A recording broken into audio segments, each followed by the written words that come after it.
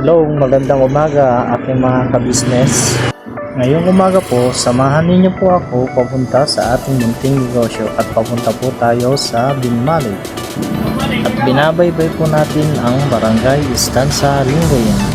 Ganito ang aking daily routine. Araw-araw papasok sa umaga, uuwi ng gabi, papasok, uuwi. Nakakapagod no? Pero kinakaya natin alang-alang sa ating malaking pangarap para sa ating pamilya. Dahil bawat tao kailangan ng pangarap o goal. Dahil kung wala po tayong pangarap sa buhay ay wala po tayong pinagtsatsagaan na abutin. Mahirap po kasi maging mahirap dahil naranasan ko yun mula pagkabata. At mahirap din itong iparaanas sa aking mga anak, lalo na't lumaki akong mahirap at walang kakayahan sa buhay. Kaya nagtitiis po tayo na may taguyod ng maayos ang ating buhay at inaayos maigi lahat. O siya, samahan nyo na ako sa aking biyahe at medyo napapahaba na ang aking kwento. At baka pwede makahingi na rin ng isang pagsuporta sa ating munting channel. At gagawin natin na mas mapaganda pa ang ating pag-edit. At masarap pala mag-edit ng video.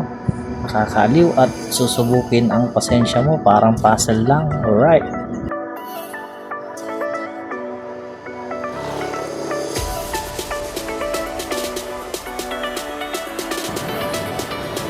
Nandito na po pala tayo ngayon sa bagong kalsada na Lingayen Binmali Road. Para itong expressway mga kabisnes. Mayroon din siyang bike lane sa gilid at tao lane na rin.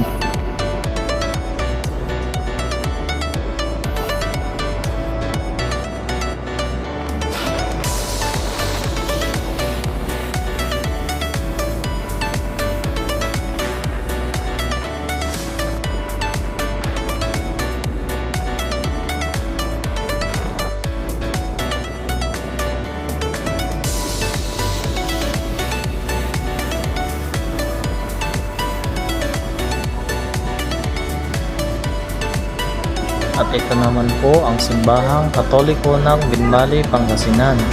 Napakatagal na po niyang simbahan mga kabisnes, panahon pa ng mga Kastila itinayo.